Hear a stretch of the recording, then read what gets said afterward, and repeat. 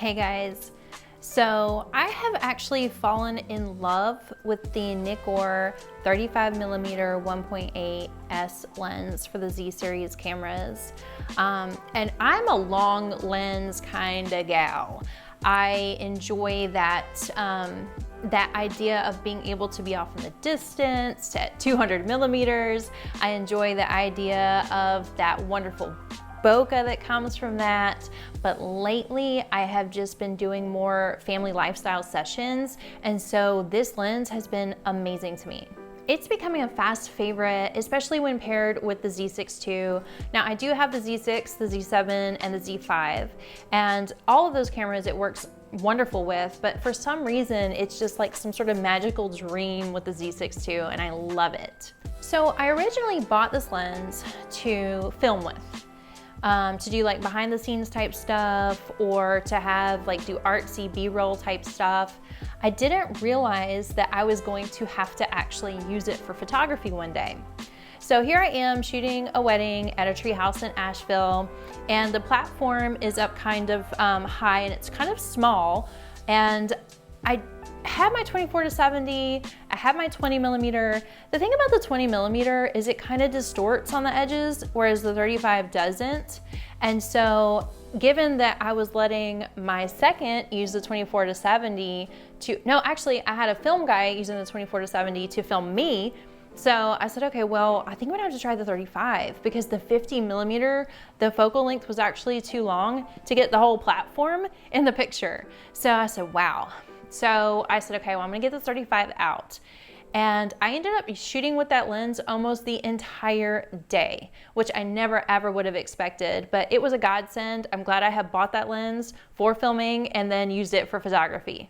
So as you can see, this lens is small and lightweight. I believe it comes in at less than 400 grams, so it is one of the lightest lenses that I own, which I love. I'm a tiny girl. Well, I'm not as tiny as I used to be, but I'm kind of a small girl, so weight is a huge factor for me. This lens has basically no color fringing, no chromatic aberration, which is customary with the S lenses that have come out. They are amazing. It works flawlessly with the Z6 II in backlit scenarios. So some of these Z cameras have issues with backlit scenarios, and so this lens paired with that camera works amazingly. I don't have like the focus, the hunting, the issues with that. Being so tiny, this lens is not really that scary to children, which is really important when you're doing the lifestyle family sessions anyway, because you want to have, number one, a smaller presence, and then number two, you also want to be able to have, you know, sort of a communication or relationship with the child. And when you have like this big long lens, that can be really intimidating to a child.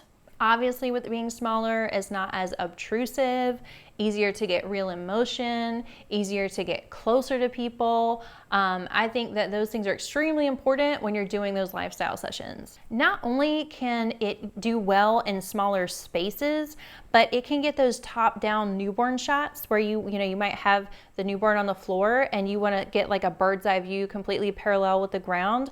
So that lens is actually really perfect for that. And it doesn't distort on the edges like some of the other wide angle lenses do.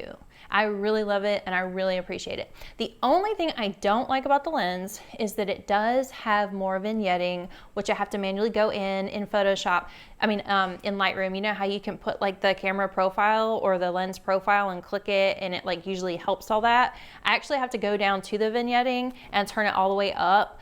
And it does lessen it, not to the point that I would want it though. So I would say that's like the biggest con that there is, besides the fact that it is a little over $800 right now. So I'm gonna show you two sessions that I've done with this lens. The first one's going to be an outdoor session, and the second one's going to be an indoor session to show you some of the versatility of this lens. So running after children is so easy with this lens in the outdoor sessions. I chose it for this session because I knew it'd be easier to back up as needed, as well as get shots as the family gets closer. You know how you have to like go up and then you're like backing up, and then you have to start over and then back up, and you keep on backing up. The 50mm, like you can have a closer distance to the actual subject with the 35mm than you would be able to with the 50mm. I also knew these images could possibly be backlit depending on where the sun might be. And so I really needed to be able to minimize any sort of focusing issues. I also wanted to use this lens for this family session because I knew that it would broaden my portfolio and give a completely different look and perspective to my work. And I'm so glad that I did. I will admit I originally grabbed my 50mm for everything. And I had just used this lens for an indoor session and I thought, you know what, I need to test this lens out just a little bit more. And I'm really glad I did. So for this indoor session, this lens captured this family and newborn so beautifully, easily, seamlessly.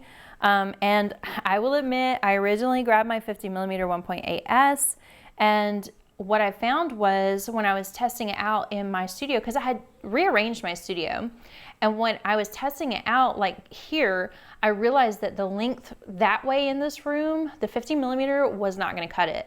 So even though I originally grabbed it, I ended up going down to the 35, testing it out on my son. But as you can see, this lens did extremely well. At 1.8, I still was able to get a lot of the people in focus from further back. So, and then when I get up closer, sometimes I will stop down a bit and then change my ISO or shutter speed to accommodate for that. So guys, I hope you enjoyed this video. If you did, please comment below and subscribe, and I will see you guys next time.